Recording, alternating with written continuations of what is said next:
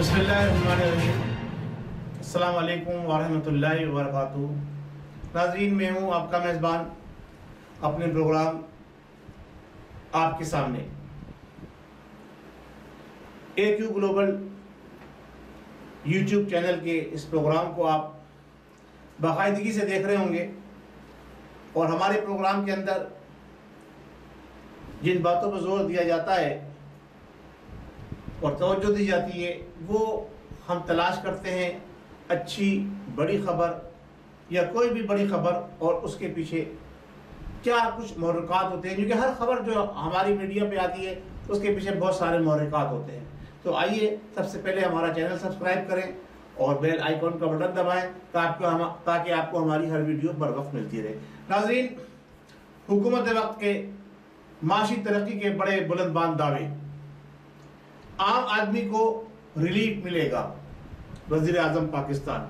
ये एक खबर है आज की हमारी। उसके साथ साथ दूसरी बड़ी खबर ये है कि DIG FIA वाजिद ज़िया को उनके ओहदे से हटा दिया गया है। इसके पीछे का छुपा सच हम आपके सामने लेकर आएंगे। और एक और अहम खबर यह है कि तकरीबन 2.5 साल बाद या पौने 3 साल के लिए जितने इस हुकूमत को वक्त गुजरा है उसके बाद लोड शेडिंग का दोबारा सिलसिला शुरू हो गया। नाज़रीन, सबसे पहले हम बात करते हैं जो मौजूदा हुकूमत ने बड़े बुलंदबान दावे किए हैं और वज़ीर आज़म पाकिस्तान फरमा रहे हैं कि जनाब अली अब आम आदमी को रिलीफ मिलेगा, अब आम आदमी को रिलीफ मिलेगा। इसका मतलब यह है कि इससे पहले अभी तक उन्होंने आम आदमी के लिए कुछ नहीं किया था। अभी वो खासों के लिए काम कर रहे थे और खासों की जेबें भर चुकी हैं। खास लोग जो हैं उनके वो अब आहिस्ता आहिस्ता मुल्क से फरार होना शुरू हो गए हैं और अब आम लोगों की तरफ वज़ीर आज़म साहब तवज्जो देंगे क्योंकि उन्हें अब इलेक्शन सर पे नज़र आ रहे हैं और बजट को अप्रूव कराना है। आम आदमी की राय हमवार कर कर उन्होंने ये काम करना है और यही उन्होंने जो है अब सोचा है कि अब आइंदा हमने अगर हुकूमत बनानी है तो अब आम आदमी को रिलीफ दिया जाए। देर आमद दुरुस्त आमद। चले, वज़ीर आज़म पाकिस्तान ने सोचा तो सही कि आम आदमी को रिलीफ देना चाहिए, लेकिन याद रखिए ये वही वज़ीर आज़म है, ये वही इमरान नियाज़ी साहब हैं जो कुछ कहते हैं करते उसका उलट है, जो कुछ फरमाते हैं करते उसके अपोजिट है। तो और इन्होंने माजी में जितने भी बुलंदबान दावे किए हैं उसमें से अभी तक कोई एक दावा भी इनका जो है उस तरफ पूरा करने की बहुत बड़ी बात उस तरफ ये गए नहीं है। तो हम कैसे इस बात पर यकीन कर लें कि अब हुकूमत वक्त जो है वो आम आदमी को रिलीफ देगी। बात करते हैं रिलीफ की, लेकिन 2.5 साल बाद मुल्क के अंदर बिजली की लोड शेडिंग बड़े पैमाने पर दोबारा शुरू हो गई और मलबा वही पिछली हुकूमत पर डालना। अब इस बिजली की लोड शेडिंग के अंदर 25 मासूम बच्चे इस्लामाबाद के स्कूल के अंदर बिजली की लोड शेडिंग की वजह से बेहोश हो गए, जिन्हें हॉस्पिटल ले जाया गया और उनको ट्रीटमेंट दी जा रही है। तो ये सूरत हाल है इस हुकूमत की कि 2.5 साल गुजरने के बाद भी अब ये सारे मामला पौने 3 साल गुजरने के बाद भी पिछली हुकूमत में डाल रहे हैं। रेलवे का हादसा पिछली हुकूमत की जिम्मेदारी, बिजली की लोड शेडिंग पिछली हुकूमत की जिम्मेदारी, लॉ एंड ऑर्डर की सिचुएशन पिछली हुकूमत की जिम्मेदारी, महंगाई का जिन इनकी बोतल से बाहर निकल गया पिछली हुकूमत ने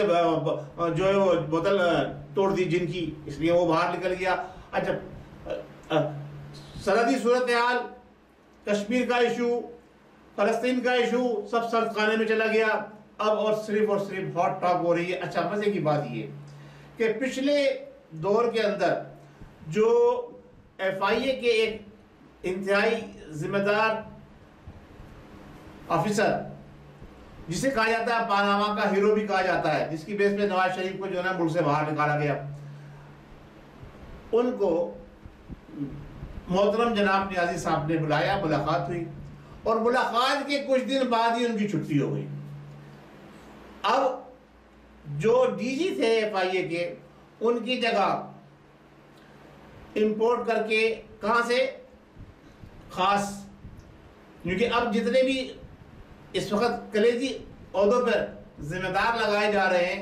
वो या तो हमारे साबिक फौजी सरबराह हैं या केपीके के ऊपर इमरान नियाज़ी साहब की इस वक्त गहरी तवज्जो है, गहरी नज़र है, क्योंकि उन्हें पता है कि अब मुस्तकबिल के अंदर उनको दोबारा तो हुकूमत मिलने वाली नहीं है, तो कम से कम केपीके को जो पहले भी उनको हुकूमत मिल चुकी थी उसको कंट्रोल में रखे, वहां के तमाम जिम्मेदारों को निकाल के लाया जा रहा है और साबिक वहां के आईजी को इस वक्त डीआईजी एफआईए लगाया गया है। तो इसी तरह कश्मीर के अंदर भी एक केपीके के जिम्मेदार को वहां भेजा गया है और भी कई जगहों के ऊपर केपीके के जो अफसरान थे उनको निकाल के वहां से लगाया जा रहा है। क्या नियाज़ी साहब तासुर देना चाहते हैं इस मुल्क के अंदर सिर्फ एक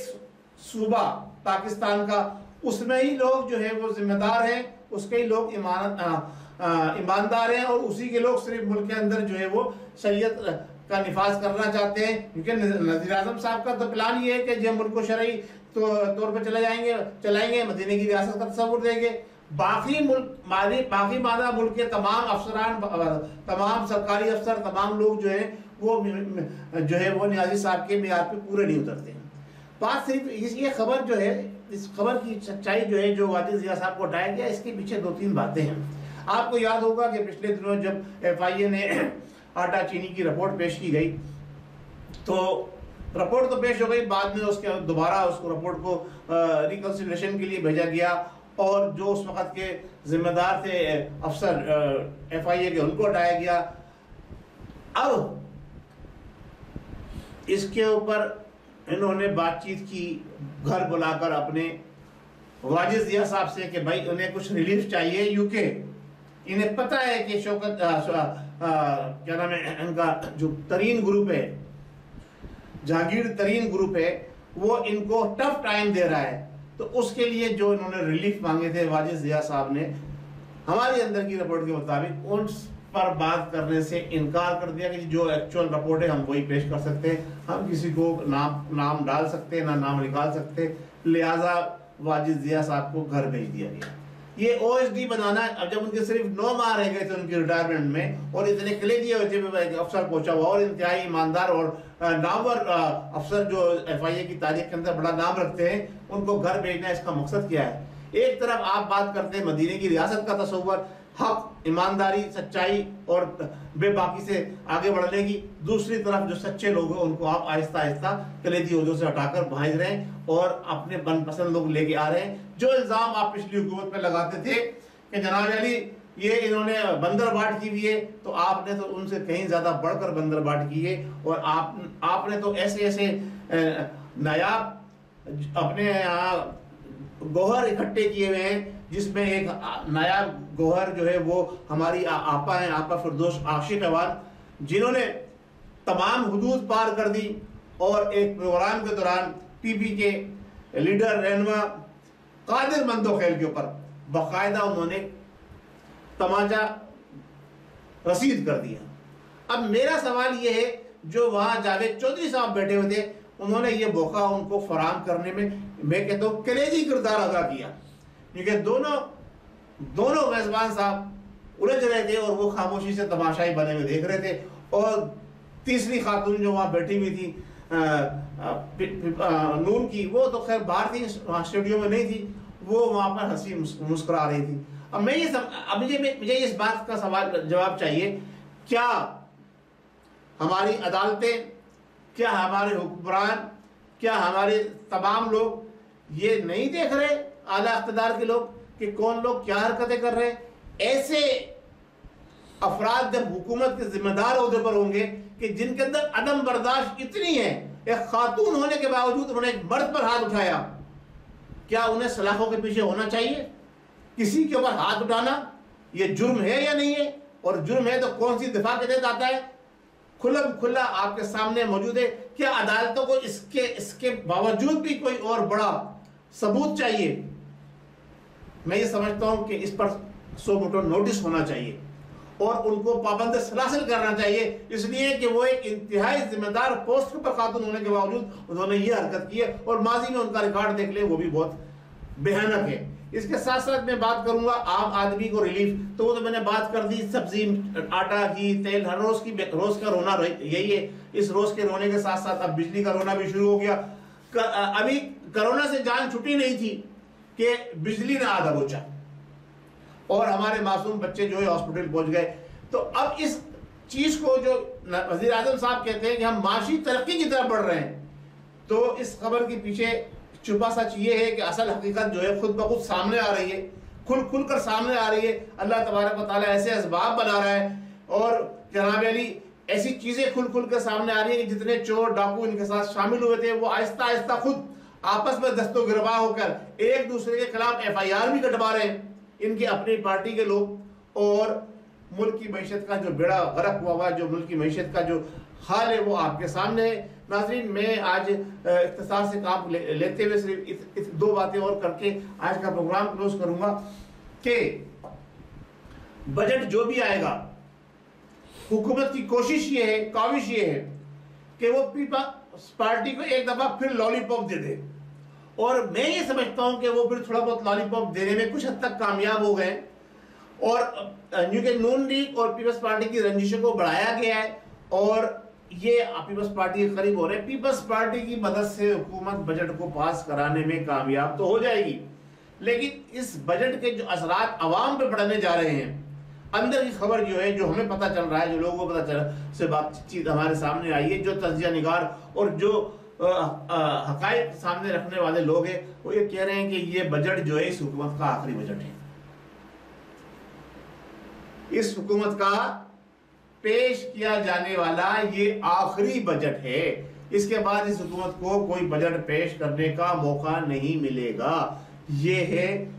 एक बड़ी खबर के पीछे छुपा सच, जिसकी वजह से नियाजी साहब ने उछल उछल के कूद के कहना शुरू किया है कि अब अवाम को रिलीफ मिलेगा, क्योंकि अब उन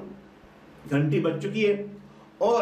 इस्टेब्लिशमेंट इस बात को महसूस कर चुकी है कि अगर मजीद इनको टाइम दिया जाएगा तो वो टाइम का भी ज़िया होगा और मुल्क का भी मजीद नुकसान होगा। क्योंकि अदाद शुमार को अगर सामने लाया जाए तो एक अदाद शुमार एक गोरख धंधा होता है, लेकिन फिर भी मैं दो बातें करूंगा सिर्फ कि जो नवाज शरीफ की हुकूमत जब गई थी, मैं कोई नवाज शरीफ का फॉलोअर नहीं हूं, ना ही कोई उनकी हुकूमत को पसंद करता हूं, लेकिन अदाद शुमार के हवाले से जो बातें वो पेश करना चाह रहा हूं, उस वक्त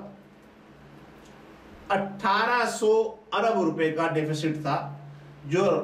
रोलिंग जो कर्जे चल रहे थे उसके ऊपर। इन्होंने अदा भी कर दिया बकौल इनके, और बाहर से रेमिटेंस भी खरबों के हिसाब से आ गई, लेकिन अब वो कर्जा बढ़कर 35.5 अरब पर पहुंच गया है। 3550 अरब पर, 1800 अरब से बढ़कर 3550 अरब से पर पहुंच गया है। तो ये मईशत की खुशहाली आ रही है, ये मईशत जो है मुस्तहकम हुई है, यही मईशत जो है जनाब अली इसका ग्रोथ रेट बढ़ के 4% पे पहुंचा है। ये आवाम को धोखा देने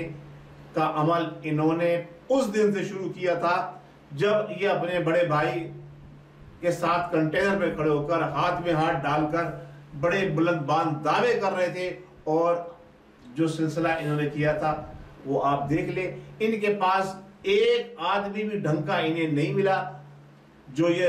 बड़ी टीम की बातें कर रहे थे, जो इन्होंने 22 साल की बातें की थी, 22 साल तैयारी करने के बाद जब आपको हुकूमत मिली है तो आपका ये हाल है, तो अब आगे आप क्या करेंगे इस मुल्क के साथ? अल्लाह तबारक व तआला हम पर अपना करम फरमाए, हमारे मुल्क की हिफाजत फरमाए, और हमारे वो इदारे जो वाकई में मुल्क के साथ मुखलिस है उनको तरक्की और खुशहाली अता फरमाए, और अवाम को अकल और समझ अता फरमाए कि वो ऐसे लोगों को चुने जो मुल्क के लिए वाकई वफादार साबित हो सके, जिनकी जायदादें मुल्क के अंदर है, जिनकी औलादें मुल्क के अंदर है, जो मुल्क की सिर्फ अपने मुल्क की वाहिद जो है एक नेशनलिटी रखते हैं, उनको चुने। बहुत शुक्रिया। अस्सलाम वालेकुम व रहमतुल्लाहि व बरकातहू। पाकिस्तान जिंदाबाद।